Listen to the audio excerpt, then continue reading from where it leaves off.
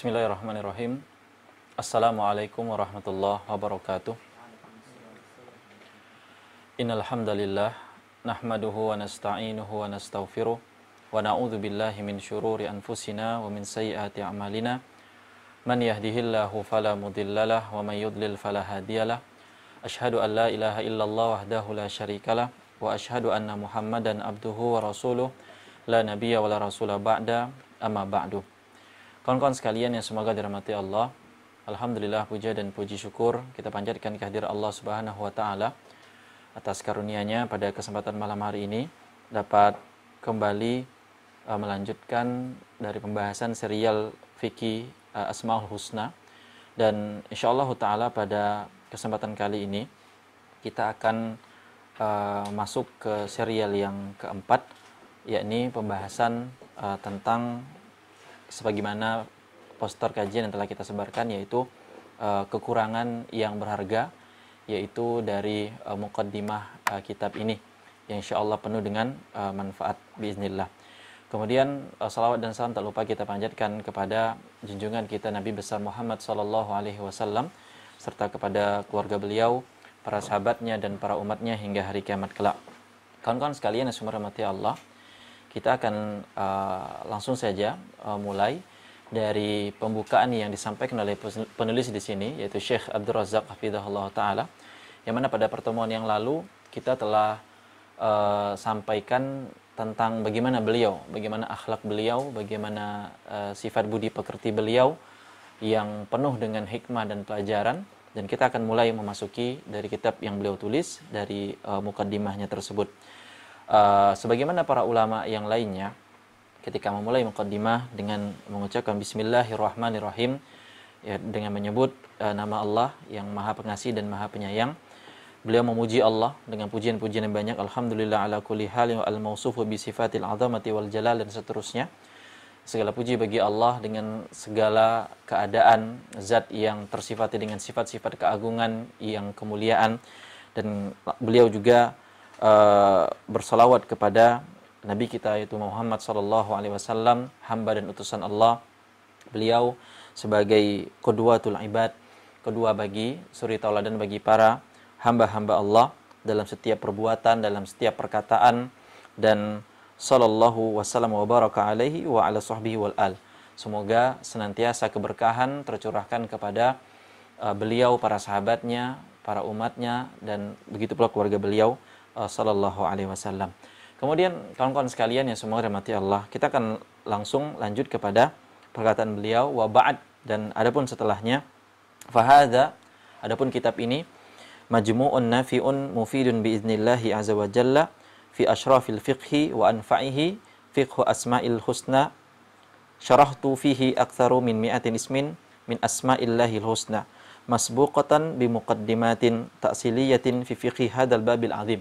Kata beliau rahimahullah ta'ala, kitab ini adalah kumpulan tulisan yang semoga bermanfaat dengan izin Allah subhanahu wa ta'ala, yang membahas tentang fikih yang paling mulia, fikih yang paling agung, yakni fikih Asmaul Husna, nama-nama Allah yang indah, yang baik. Yang mana beliau di sini hafizahullah ta'ala menjelaskan dari 100 nama-nama Allah subhanahu wa ta'ala yang baik, dan dimulai dengan pembukaan atau muqaddimah yang beliau sampaikan, dan beliau mengatakan di sini bahwasanya waqad harastu fi idadihi ala an yakuna bi alfazin wadihatin wa uslubin muyassarin, dan saya telah berusaha, kata beliau hafizahullah taala, dalam muqaddimah ini untuk menyusun kitab ini, membuat kitab ini menggunakan kata-kata dan metode yang mudah atau kata-kata yang jelas. Beliau hafizahullah ta'ala mengatakan bahwasanya kitab ini itu disusun dengan menggunakan kata-kata yang jelas, kata-kata yang enggak rancu, enggak syubhat, dan dengan metode yang mudah. Kawan-kawan sekalian yang dirahmati Allah, dari sini bisa kita petik sebuah faedah sebagaimana penulis menyusun kitab ini dengan kata-kata yang jelas dan metode yang mudah. Ini sebagaimana landasan agama Islam. Agama kita itu juga terlandaskan dengan sesuatu yang jelas dan mudah. Ya, sesuatu yang jelas dan mudah. Sebagaimana Allah Subhanahu wa taala firmankan di antaranya, Allah berfirman dalam surah Yunus ayat pertama, kata Allah Jalla wa ala, Alif Lam Ra, tilka ayatul kitabil hakim. Alif Lam Ra, inilah kitab Al-Quran yang mengandung kerapian, kejelasan, dan keindahan lafaz-lafaz yang sempurna. Ya. Dalam ayat yang lain Allah berfirman, kitabun uhkimat ayatuhu thumma fussilat min ladun hakimin khabir. Kitab yang ayat-ayatnya itu rapi, indah, jelas. Jadi dari beberapa ayat ini kita bisa lihat bahwasanya Islam, agama atau Al-Quran adalah kitab yang jelas, yang gamblang, yang mudah dapat dipahami. Bilisanin Arabiyyin mubin, kata Allah dalam surah Asy-Syu'ara ayat ke-195. Agama ini, hadis-hadisnya, ayat Al-Qur'annya dengan bahasa Arab yang jelas lagi menjelaskan. Ya, maka kawan-kawan sekalian subhanahu Allah, jadi muncul sebuah statement dalam pergaulan kita, yaitu bahwasanya agama ini mudah. Ini nggak salah, ini benar. Agama ini mudah. Ya, tapi terkadang statement ini muncul untuk bukan bukan menyanjung Islam atau memuji agama Islam, tapi untuk pembenaran dari perbuatan-perbuatan mereka. Nah, ya pembicaraan kita di sini kan bahwasanya penulis mengatakan, saya menyusun kitab ini waqad harastu fi idadihi ala yakuna bi alfadhin wadihatin wa uslubin muyassarin. Saya susun nih kitab dengan lafaz-lafaz yang mudah, penjelasan-penjelasan yang mudah, kata-kata yang mudah dimengerti. Nah, itu sebagaimana agama kita, yang mudah, yang gampang. Jadi, agama ini mudah sebenarnya. Tapi terkadang dimudah-mudahin sama orang lain, gitu loh. Sama sebagian dari kita. Ya, menyalahi syariat dengan alasan, oh mudah kok untuk tobat. Tobatnya kan mudah, nggak susah. Ya, maka kawan-kawan sekalian yang semua rahmati Allah, kalau orang-orang yang seperti ini senantiasa mengambil keringanan sesuatu untuk melanggar syariat, ya, untuk mengambil sesuatu yang menyelisih syariat, ya, atau hal-hal yang sebenarnya sudah diharamkan oleh syariat, maka ini keliru dalam mengartikan agama itu mudah. Ini yang bisa kita petik dari beliau ketika beliau mengatakan bahwasanya kitab ini disusun dengan lafaz yang mudah, penjelasan kata-kata yang mudah, yang gampang. Kemudian kita lanjutkan dari mukadimah yang beliau sampaikan. Beliau menyebutkan bahwasanya waqad istafattu fihi katsiran min taqriratin ahli ilmi ar-rasikhin. Saya juga banyak mengambil faedah. Saya juga banyak mengambil manfaat dari ucapan para ahli ilmu, para ulama, kata beliau, hafizahullah taala, kata penulis di sini, yang mana wala siyama Syekhul Islam Ibnu Taimiyah. Di antaranya ulama tersebut seperti perkataan-perkataan Ibnu Taimiyah, seperti wa tilmidhihi, dan murid dari Ibnu Taimiyah ada Al-Allamah Ibnul Qayyim, ya, wa Syekhu Abdurrahman As-Sa'di rahimahumullahu jami'an, dan juga Syekh Abdurrahman As-Sa'di, semoga Allah merahmati mereka semua. Nah, ini kata Syekh Abdul Razak hafizahullah ta'ala, bahwasanya saya juga mengambil manfaat dari para ulama seperti Ibnu Taimiyah, Ibnul Qayyim, Syekh Abdurrahman As-Sa'di, dan beliau tutup dari kalimat di situ, semoga Allah merahmati mereka semua. Subhanallah. Kawan-kawan sekalian semua rahmati Allah, ini doa. Doa atau mendoakan guru atau syekh kita atau ustadz kita. Ya. Mendoakan guru atau syekh atau ustadz kita. Ya. Atau mungkin bahasa ada yang bilang tuan guru, atau bahasa di negeri jiran bilang apa? Cikgu. Ya. Doain mereka. Ya. Ibnu Taimiyah rahimahullah pernah mengatakan dalam Majmu'ul Fatawa bahwasanya kullu man afada ghairahu ifadatan diniyatan fahuwa syaikhuhu fiha.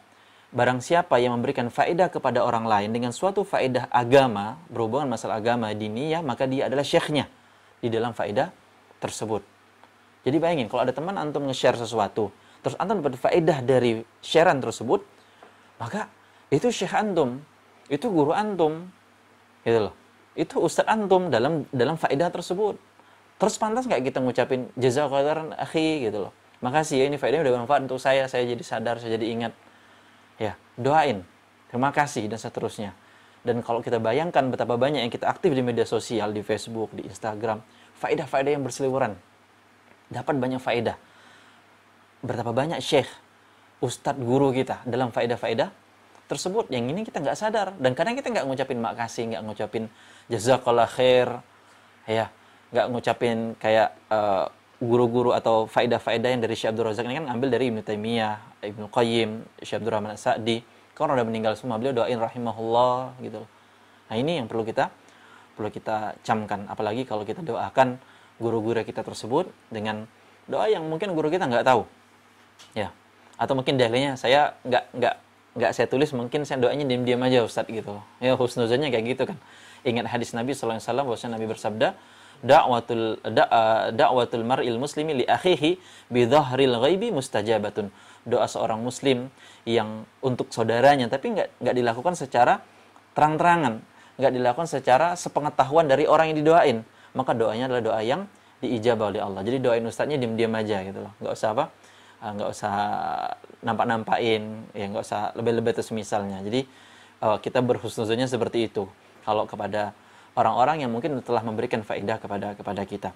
Nah, jadi ini yang bisa kita petik faedah yang kedua, bahwasanya Syekh Hafidhahullah Ta'ala dalam mukadimahnya mengatakan bahwasanya saya nukil dari para ulama, para ahli ilmu, dan beliau doain mereka. Beliau doain para ulama tersebut. Kemudian kita lanjutkan dari faedah yang beliau sebutkan, bahwasanya wahwa fil asli, jadi kitab ini nih kata Syekh Hafidhahullah, asal muasal kitab ini adalah halaqatun qaddamtuha ibra idza'atil Qur'anil Karim. Jadi kitab ini itu sebenarnya adalah sebuah pertemuan, kumpulan acara-acara dari ceramah saya di radio Al-Qur'anul Karim di Bil Mamlakatil Arabiyyah Saudiyah, di kerajaan Arab Saudi. Jadi ini buku, ini kitab itu dari acara Syekh di radio, acara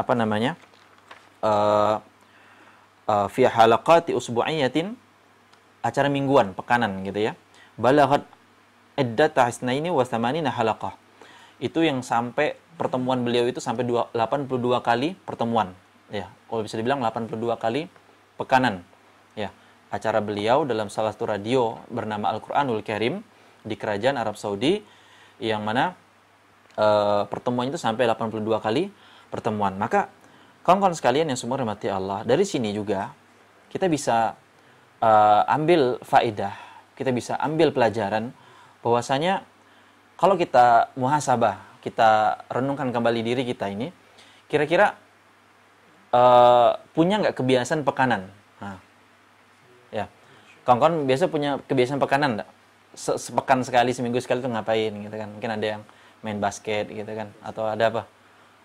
Ngetrail gitu ya, ngetrail di jalan belakang sana gitu ya, atau ada yang lain lagi, jangan bilang main game gitu ya, atau yang lain. Intinya saya rasa pasti adalah orang-orang itu kebiasaan pekanan, ya, kebiasaan pekanan. Mungkin ada yang senang makan gitu, food hunting gitu kan ya, apa namanya itu, vlogger gitu kan ya, testimoni makan ini segala macam lah. Jadi ada kebiasaan pekanan, ya, jalan-jalan, traveling segala macam. Maka kawan-kawan sekalian yang dirahmati Allah, sekarang kita merenung sedikit. Coba kita pikirkan sedikit. Apakah hal-hal tadi, kebiasaan pekanan tadi, itu sudah menjadi sebuah faedah sebagaimana penulis menjadikan sebuah kitab yang syarat faedah dari kegiatan mingguannya tersebut. Nah, coba renungkan. Dari kegiatan pekanan kita tadi, udah belum jadi sesuatu yang banyak faedahnya, banyak memberikan manfaatnya. Ini beliau seminggu sekali ngisi radio, ngisi jadi kitab bermanfaat untuk umat dan seterusnya. Maka kawan-kawan sekalian semoga Allah, patut bagi kita untuk coba merenungi dari hadis Nabi SAW. Nabi pernah bersabda, hadisnya ma'ruf, kita sering dengar, la tazalu qadamu bani adama yaumal qiyamati min indi rabbi hatta yus'alu an khamsin. Kaki kita nih nanti pada hari kiamat nggak bakal bergerak sampai ditanya 5 hal. Apa dia? An umrihi fima afna. Umur kita nih habis untuk ngapain? Tiap pekan ngapain gitu loh. Nggak dihabisin ngapain, kan mungkin udah sibuknya Senin sampai Jumat gitu loh. Sama kegiatan udah fokus ke kuliah, kerja segala macam. Akhir pekannya ngapain? Ya. Dihabisin untuk apa? Wa an syababihi fima ablah. Waktu mudanya juga. Apalagi kan kenapa Nabi sebut waktu muda di sini? Karena waktu muda ini paling banyak waktu luang, waktu kosong gitu loh. Ya, banyak akhirnya dibuat sesuatu yang nggak ada faedahnya gitu loh. Ya, nongkrong nggak jelas gitu kan. Kalau nongkrongnya ngopi, Ustaz ngopi katanya, ngobrol perkara iman katanya, kan agak bagus sedikit lah bahasa gitu. Tapi kalau cuma ngopi-ngopi ujung-ujungnya di razia Satpol PP kena swab kan repot sendiri gitu karena nggak pakai masker ini. Nah, jadi ini harus kita perhatikan. Syekh, kegiatan pekanan jadi faedah kitab dan seterusnya. Subhanallah. Lah kita ya ngapain gitu loh. Yang ini harus kita renungkan. Umur kita habiskan untuk apa? Masa muda kita habiskan untuk apa? Dan Nabi katakan wa malihi min aina iktasabahu. Hartanya dapat dari mana? Wa fima anfaqahu, dan kemana dia infakkan? Wa madza amila fima alima. Dan ilmu yang udah dia pelajarin mana ya dari apa yang dia amalkan. Ini menjadi faedah bahwasanya ketika Syekh mengatakan ini buku dari pertemuan pekanan saya. Ya, dari radio Al-Quranul Karim di Kerajaan Arab Saudi, 82 kali pertemuan. Nah, maka mulai pekan ini mungkin kawan-kawan udah bisa planning tuh. Oh, ini pekan pertama nih. Saya ada kebiasaan pekanan ngapain, gitu. Terus bisa jadi faedah apa gitu loh. Nah, saya kasih contoh simpel aja lah. Kalau namanya jalan-jalan kan hampir semua orang suka senang jalan-jalan. Ya, saya rasa di Indonesia tuh di tempat kita ini bukan ada namanya, saya sempat baca artikel, kalau nggak salah, kalau salah mohon maaf, namanya hikikomori apa gitu loh. Itu ada orang Jepang itu nggak suka bersosial, dia mekep aja di kamar gitu, nggak ngapa-ngapain, dia nggak bersosial di kamar aja, dan itu bisa bertahun-tahun lamanya. Nggak salah saya istilahnya hikikomori apa gimana gitu ya. Dan pasti kan orang kayak gitu nggak senang traveling gitu, nggak suka jalan-jalan. Tapi orang Indonesia tuh tabiatnya diantaranya suka jalan-jalan. Diajak jalan-jalan tuh paling sering, apalagi gratisan gitu kan.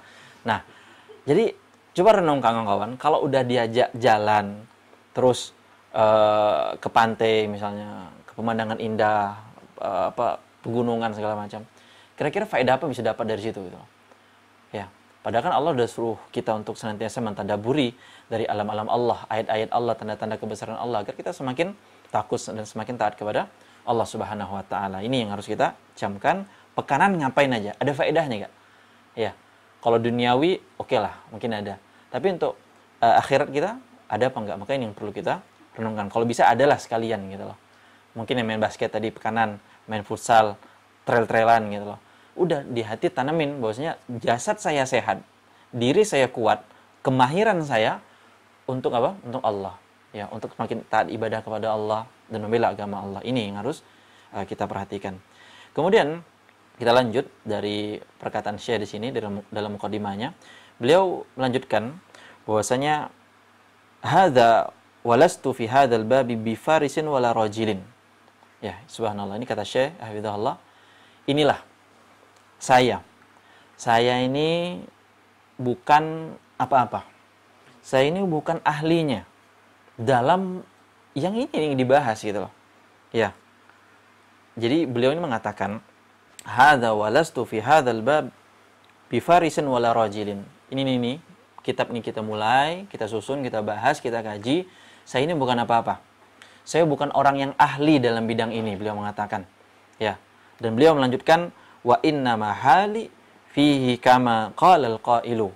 Jadi, saya ini di sini nih sebagai penulis kitab ini seperti semisal kata beliau memberikan sebuah kutipan syair, kata penyair, asiru khalfa rikabin nujbi dha arajin muammilan jabara ma laqaitu min iwaji.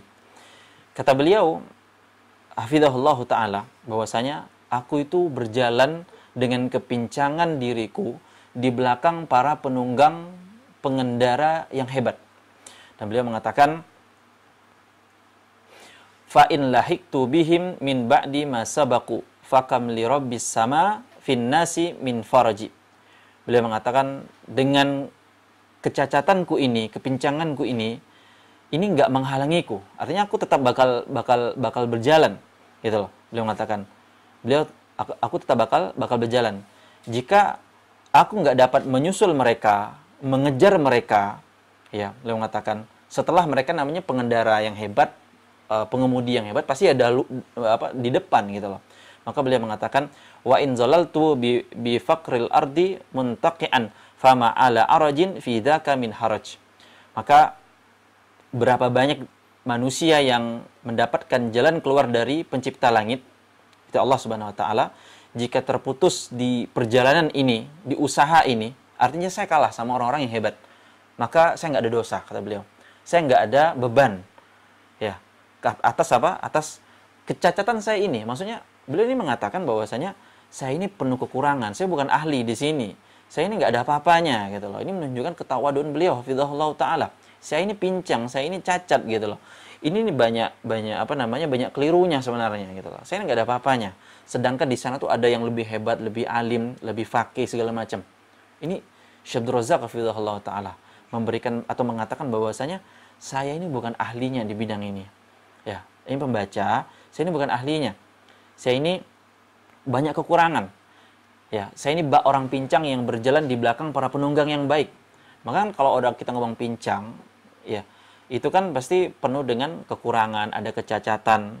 Jadi kalau ada orang pincang, orang cacat, difabel biasanya diapain? Dimaklumin kan gitu kan. Ya, didahuluin biasanya gitu kan, dikasih tempat duduk khusus gitu, dikasih tempat lewat khusus kan gitu. Ya, beliau ini nganggap dirinya pincang, cacat gitu loh dalam apa? Dalam kitab ini. Ya, sebagaimana para salafus saleh terdahulu mereka senantiasa merasa apa? Kurang dalam dirinya, kurang dalam amalnya, kurang dalam keikhlasannya. Ini begini pula seorang ulama yang hidup di zaman kita yang merasa sebagaimana para salafus saleh terdahulu. Ya, senantiasa apa? Merasa kurang. Maka di antara contoh perkataan Al-Fudail bin Iyad rahimahullahu taala, beliau pernah mengatakan bahwasanya jika ada yang mengetahui orang yang tidak ikhlas atau riya, maka lihatlah pada diriku. Subhanallah. Fudail bin Iyad rahimahullah ta'ala mengatakan bahwasanya kalau ada orang pengen tahu nih, pengen kenal, ada orang gak ikhlas, ada orang riya, ini saya gitu loh. Beliau gak berani mengklaim apa bahwasanya diri beliau apa? Ikhlas gitu loh. Sebagaimana juga Al-Imam Daud At-Ta'i rahimahullah mengatakan bahwasanya jika manusia mengetahui sebagian kejelekan saya, tentu lisan manusia itu gak akan pernah menyebutkan kebaikan saya. Nah, ini di antara perkataan-perkataan para ulama bahwasanya para salafus saleh terdahulu mereka sangat nggak mau dibilang hebat, nggak mau dibilang luar biasa, malah seakan-akan mengatakan dirinya itu ya cacat, kurang, nggak ikhlas, riya. Sebagaimana juga para sahabat dahulu yang diriwayatkan dari Al-Imam Ibnu Abi Mulaika rahimahullah taala bahwasanya saya menjumpai 30 sahabat tuh ngapain? Khawatir munafik, khawatir riya, enggak ikhlas. Subhanallah. Ini beginilah para ulama, ketawaduan mereka, ya, yang kita bahas pada pertemuan yang lalu. Syekh Abdul Razak pun enggak mau kalau kitabnya diterjemahin yang kawan-kawan pegang, enggak mau ditulis gelar, padahal beliau profesor, padahal beliau doktor. Lah kita kadang baru sarjana S1 aja, setelah S1 udah kebanggaan benar dah tuh ya. Apa yang namanya karangan bunga berjerat depan rumah, padahal baru SPS itu gitu ya, sarjana, belum magister atau doktor gitu. Ini udah profesor, tapi beliau enggak mau, jangan ditulisin nama saya saja cukup. Ya, menolak penulisan gelar dalam kitab terjemahan beliau. Ini ketawaduan beliau yang sangat luar biasa. Dan ini yang menjadi dasar kenapa kita mengangkat judul bahwasanya kekurangan yang berharga. Beliau seakan-akan kayak senantiasa merasa kurang, merasa enggak ada apa-apa. Ya, ilmunya cetek, ya, dan seterusnya. Tapi rupanya penuh dengan sesuatu yang sangat berharga, mutiara faedah, mutiara akhlak, adab. Dan kita udah bahas pada pertemuan yang lalu juga bahwasanya beliau adalah di antara ulama yang senantiasa memperhatikan adab, akhlak, pengamalannya, hati dan seterusnya. Nah, ini yang rasa yang harus kita tanam, yaitu merasa kurang gitu loh. Merasa jangan seakan-akan udah ini, udah itu dan seterusnya. Ini yang harus kita camkan. Kemudian yang selanjutnya kawan-kawan sekalian yang semoga dirahmati Allah, kita lanjutkan ke mukadimah yang beliau sampaikan. Beliau mengatakan wa as'alullah al-karim al-mannan al-hayyul qayyum al-ahadus samad badi'as samawati wal ard dzal jalali wal ikram dan seterusnya. Beliau mengatakan bahwasanya fil idza'ati yuyassirun naf'a bihi maktuban fi hadzal majmu'. Saya berharap kepada Allah, saya memohon kepada Allah Subhanahu wa taala dengan yang mulia, yang Maha Pemberi dan seterusnya. Beliau memuji Allah yang telah memberikan manfaat atas ceramahku di radio, dari ceramah-ceramah kemarin, acara pekanan kemarin. Dan agar pula wa an yaj'alahu khalisan liwajhil karim, dan saya berharap kepada Allah agar memberikan manfaat pula apa yang tertulis dalam kitab ini. Ya. Beliau berharap kepada Allah semoga Allah memberikan manfaat dari ceramahku di radio tersebut dan memberikan manfaat atas apa yang udah tertulis dalam kitab ini. Maka Kawan-kawan sekalian yang semoga dirahmati Allah, di sini kita lihat bagaimana bergantungnya penulis kitab ini kepada Allah Subhanahu wa taala. Padahal beliau ini berbuat kebaikan, menulis sebuah kitab yang sangat luar biasa mulianya. Apa mulianya? Ya fikih Asmaul Husna, mempelajari mengenal Allah Subhanahu wa taala. Tapi kita lihat bagaimana penulis bergantung sama Allah. Ya, ini kalau kita bilang sisi kebaikannya dari berbagai sisi gitu loh. Dari depan sampai belakang baik semua. Ya, yang nulis juga Masya Allah orang baik. Ya, ahli ilmu dan seterusnya. Tapi lihat bagaimana dia bergantungnya sama Allah. Ini penting bagi kita, harus kita renungkan. Harus tanamkan pada diri kita. Sebagaimana Aisyah radhiyallahu anha ta'ala pernah mengatakan, Sallallahu kullu syai'in hatta syisa'.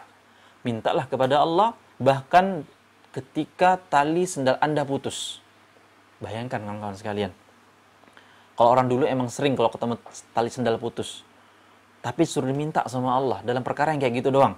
Makanya terkadang saya ngambil analogi atau contoh, yaitu kalau kawan-kawan misalnya kan sekarang sering pakai kendaraan motor, mobil. Kalau kempes atau bocor, maka cobalah salullah, minta sama Allah. Tapi yang terkadang kita sering ingatnya apa? Manusia, tampal ban di mana? Nanya abang-abang, bang tampal ban di mana bang ya gitu, dan seterusnya. Ini yang rasa kebergantungan kita kepada Allah itu kurang. Tapi penulis di sini mengajarkan kepada kita, walaupun berbuat kebaikan yang sangat luar biasa mulia, beliau juga memohon bantuan, meminta kepada Allah Subhanahu wa taala. Begitu pula kata Ibnu Rajab rahimahullahu taala, wa kana ba'du salaf yas'alullaha fi salatihi kull hawaij. Salafus saleh dahulu itu senantiasa minta segala hajat. Bayangin hajatnya, hatta milh, sampai garam dimintain. Allahu Akbar. Garam. Ada yang nggak makan garam hari ini? Hah? Ada nggak makan garam nggak hari ini? Atau nggak punya garam di rumah? Kita urunan beliin garam buat antum gitu loh. Salafus salih rahimahullah ta'ala radhiyallahu majma'in, sampai garam pun minta. Ya. Untuk ya makanan gitu kan, campuran dalam makanan, adonan, makanan segala macam. Ya. Dan tali sendal, tali kekang segala macam. Maka perbanyaklah mohon kepada Allah, berbanyak minta sama Allah, bergantung sama Allah walaupun perkara-perkara kecil. Ya, karena semakin perkara kecil kita saja minta sama Allah, berarti menunjukkan betapa kefakiran kita kepada Allah, betapa lemahnya kita, ya betapa butuhnya kita. Ya, dan tentunya kalau kita renungkan diri kita masing-masing, ya banyak kita ini kurang memohon, meminta, bergantung kepada Allah Subhanahu wa taala. Padahal pada masa-masa pandemi seperti ini, wabah seperti ini, penuh masalah ekonomi, omset anjlok, orang pada di PHK, maka ini perlu kita camkan, bergantung dah sama Allah Subhanahu wa taala. Maka Allah akan bantu kita. Dan ingat bahwasanya Allah senantiasa bersama orang-orang yang sabar. Innallaha ma'as sabirin. Allah akan senantiasa bersama orang-orang yang sabar dalam kondisi-kondisi berat seperti ini. Yang artinya kita jangan pernah menyerah, bergantung, meminta, bertawakal kepada Allah, dan yakinlah apa yang Allah tetapkan itulah yang terbaik bagi kita. Itu faedah yang bisa kita petik ketika beliau penulis di sini memohon kepada Allah agar ini bermanfaat, agar ini berfaedah. Ya. Kemudian kawan-kawan sekalian yang semoga dirahmati Allah Subhanahu wa taala, kita lanjutkan dari mukadimah yang Syekh sampaikan, bahwasanya beliau kemudian bersyukur kepada Allah, ya, beliau bersyukur kepada Allah atas karunia dimudahkan dalam menyusun kitab ini. Ya, kemudian beliau juga berterima kasih wa akhassu bi dzikri wa syukri walidil karim Syekh Abdul Muhsin Al-Badr jazahullahu khairan. Beliau juga berterima kasih kepada ayahanda beliau, yaitu Syekh Abdul Muhsin Al-Badr, semoga Allah menjaga beliau dan membalas dari jasa beliau tersebut. Nah, di sini kawan-kawan sekalian yang semua dirahmati Allah, faedah penting yang bisa kita angkat adalah bagaimana Syekh di sini seorang ulama, dan ayah beliau seorang ulama pula. Beliau berterima kasih kepada orang tua. Terima kasih, kata beliau tadi, atas segala saran dari ayanda, dari kritik bapak gitu kepada anakmu ini gitu loh. Maka ini sangat penting sekali bagi kita, bahwasanya pada hari-hari ini terkadang anak itu paling nggak senang disaranin sama dikritikin sama orang tua. Ya, paling kadang agak antipati sama saran sama kritik orang tua. apalagi milih jodoh gitu ya. Ya. Tapi saya di sini menunjukkan bagaimana beliau sangat berterima kasih ayahanda beliau udah sedia mendengarkan kitab ini, membacanya, mengkritiknya, memberikan saran yang berharga, bermanfaat. Ya, beliau berterima kasih. Makanya pelajaran berharga kawan-kawan sekalian yang semoga Allah, coba banyak-banyak makasih sama orang tua. Ya, atas saran dan kritik orang tua kepada kita. Karena sejatinya mereka itu pasti nggak mungkin berikan yang terburuk bagi anaknya. Ya, dan ini penting untuk kita pahami, terutama pembahasan masalah bagaimana berbakti kepada orang tua. Maka saya akan kutip sebuah hadis menceritakan tentang hadis yang sering kita dengar, anta wa maluka li abika. Dahulu datang seorang lelaki kepada Rasulullah SAW. Lelaki ini mengeluhkan tentang ayahnya. Inna abi akhadha mali, wa Rasulullah, bapakku ini sering ngambil hartaku. Kemudian kata Nabi SAW berkata kepada lelaki tersebut, idhab fa'tini bi abika. Tolong ayahmu bawa ke sini, kata Nabi SAW. Bapakmu suruh ke sini. Ya.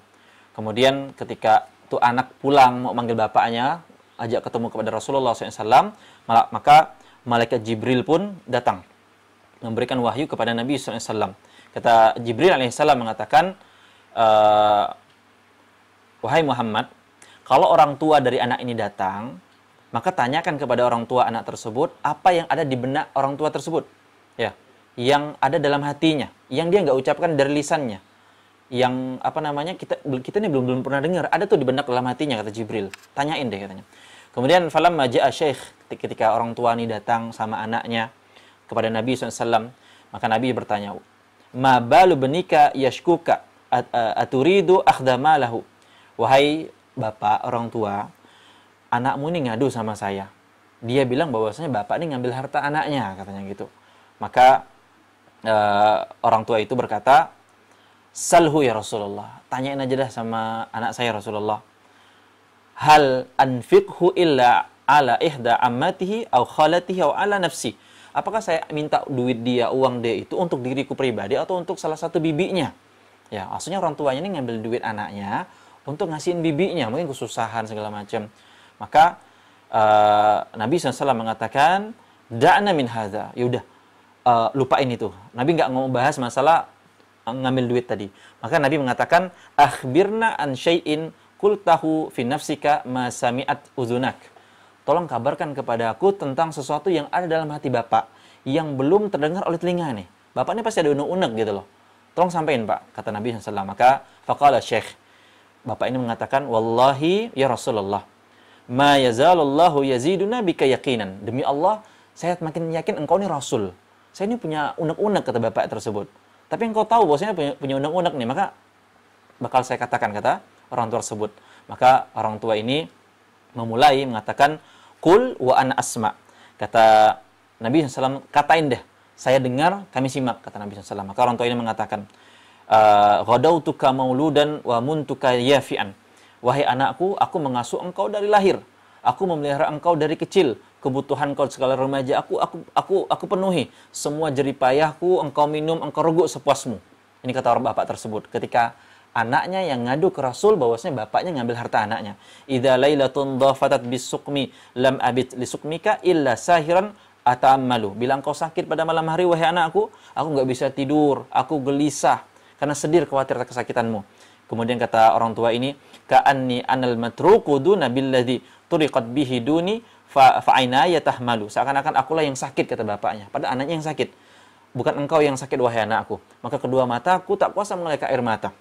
Kemudian kata orang tua tersebut, kita lanjutkan, kata beliau, takhafur raddan nafsi alaika wa innaha la ta'allamu annal mauta waqtun muajjalu. Aku khawatir engkau tuh bisa meninggal, mati. Padahal aku tahu bahwasanya waktu ajal itu ada waktunya gitu loh. Falamma balaghat as-sinna wal ghayata allati ilaiha mada ma fika kuntu uammilu. Tak kala engkau mencapai masa dewasa engkau telah mencapai cita-citamu yang dahulu, itulah yang engkau aku harapkan darimu. Ja'alta jazai ghilzatan wa fadadatan ka'annaka antal mun'imul mutafaddilu. engkau balas budi baik bapakmu ini dengan sikap keras, kata-kata yang kasar, seakan-akan engkaulah yang telah berbuat baik dan berjasa kepada aku. Allahu Akbar. Bayangin, ini ungkapan seorang ayah kepada Rasul sallallahu alaihi wasallam ketika masalah duit doang, masalah harta doang. Kemudian bapak ini mengatakan, fal yataka idza lam tara'a haqqa abawaiti fa'alta kamal jarul majrumu yaf'alu. Ya udahlah nak, seandainya engkau nggak bisa memperdulikan hak aku sebagai ayahmu, anggaplah aku sebagai tetanggamu. Subhanallah. Bapaknya cuma minta, udahlah, kalau kau nggak bisa anggap aku ini bapak, tolonglah anggap sebagai tetangga. Adab-adab tetangga gitu loh, kata bapaknya. Sikapilah aku sebagaimana seorang muslim bersikap kepada tetangganya. Tuh, bayangin. Perhatikan ketika bapak ini selesai mengatakan perkataannya, fabaka Rasulullah SAW. Rasulullah nangis. Rasulullah nangis. Ini bayangin betapa ngajarin kita harus makasih sama orang tua kita, sama bapak kita, ibu kita. Kemudian setelah bapak ini mengungkapkan perasaan hatinya, kata Rasulullah SAW, anta wa maluka li abik. Engkau, bukan itu doang. Nabi mengatakan, akhadan Nabi SAW bitalbib ibnihi. Nabi ambil baju tuh anak, digenggam gini, kayak orang geram gitu. Anta wa maluka li abik. Ya, Nabi katakan, engkau dan hartamu adalah milik bapakmu. Subhanallah. Jadi makasih kawan-kawan sekalian sama orang tua. Ya walaupun banyak dikritik, kan kita udah nggak heran tuh dengar kritikan orang tua, omelan, celotehan segala macam, udah. Iya, sabar, terima. Ini pelajaran dari Syekh, bahwasanya beliau berterima kasih kepada orang tua beliau. Kemudian yang terakhir, faedah yang bisa kita ambil, beliau juga mengatakan kama ashkuru Syekhul Jalil Syekh Abdullah bin Abdul Aziz bin Aqil. Beliau juga berterima kasih kepada guru beliau, yaitu Syekh Abdullah bin Abdul Aziz bin Aqil, yang telah mengoreksi buku beliau juga, menelaah kitab beliau juga, memberikan kata sambutan. Semoga Allah balas beliau dengan kebaikan. Nah ini, kita udah diajarin sama Syekh sini dalam mukaddimah, bahwasanya terima kasih sama orang tua. Dan jangan lupa juga terima kasih sama guru. Dan kita tahu jasa guru itu besar banget. Kita tahu perjuangan guru itu nggak kenal lelah waktu. Kadang ada guru yang kadang dari jalan-jalan daerah-daerah yang rusak, transportasinya susah, hanya untuk mengajarkan kita. Ya, begitu pula guru-guru yang ngajarin kita baca tulis dulu. Ini harus kita hargai kawan-kawan sekalian. Ya, guru-guru yang ngajarin kita hitung-hitungan, kali-kalian, tambah-tambahan. Ya, lewat wasilah mereka, kita itu bisa jadi engineer gitu kan, jadi paham hitung-hitungan, ya, ilmu kedokteran dari pelajaran-pelajaran IPA-nya segala macam. Lebih-lebih lagi guru agama kita yang ngajarin alif bata kita, guru yang mengajarkan kita agama Islam, ya, guru yang mengajarkan kita siratal mustaqim, kepada jalan yang lurus. Maka ini yang harus kita camkan. Kita berterima kasih kepada mereka, sebagaimana Syekh Hafizahullah Ta'ala di sini juga berterima kasih kepada gurunya, bahwasanya guru-guru kita tersebut terkadang waktunya lebih banyak untuk umat, untuk murid-muridnya, sampai kadang untuk dirinya sendiri, untuk keluarganya sendiri kurang. Ya, terus apa balasan kita kepada mereka? Ya, apakah ucapan terima kasih yang begitu besar cukup gitu disematkan kepada mereka? Maka kawan-kawan sekalian yang dirahmati Allah, kita harus banyak bersyukur dan membalas kebaikan dari guru-guru kita tersebut, yang mana Nabi SAW mengatakan, la yashkurullah man la yashkurun nas. Barang siapa yang tidak bersyukur, tidak dikatakan orang bersyukur kepada Allah, yang juga dia tidak bersyukur kepada manusia. Dan bagaimana kita balas jasa-jasa mereka? Doain mereka. Ya, doain mereka, guru-guru kita, siapapun mereka, dari yang sekolah dasar kita, TK kita, jazakallah khairan kepada guru-guru kita, ya, pada ustaz-ustaz kita, kepada masyayikh kita. Semoga Allah membalas mereka dengan kebaikan yang melimpah di sisi Allah Subhanahu wa taala. Ya, dan semoga Allah juga membalas jasa baik guru-guru kita, memberkahi umur mereka, memberkahi waktu mereka, menjaga keluarganya, menambah terus ilmunya, memperbagus amalnya, dan seterusnya, memperbagus dunia dan akhiratnya. Ya, bagaimana juga dahulu para murid-murid Imam Syafi'i rahimahullah, mereka senantiasa berdoa secara khusus, ana adu'allaha lisyafi'i, aku berdoa kepada Allah, ya, untuk guruku itu Imam Asy-Syafi'i. Nah, terkadang kita terbetik atau tidak bahwasanya sebagai murid yang mungkin sangat kurang membalas jasa dari guru-guru kita tersebut. Maka kawan-kawan sekalian yang dirahmati Allah, ini faedah terakhir yang bisa kita sampaikan dalam mukaddimah ini, bagaimana Syekh Hafizahullah berterima kasih kepada gurunya, kepada orang tuanya, dan ketawaduan beliau yang kita ambil dalam pembahasan ini. Demikian yang bisa kita sampaikan dalam materi ini. Semoga bermanfaat Kurang lebihnya saya mohon maaf. Wallahu a'lam bishawab.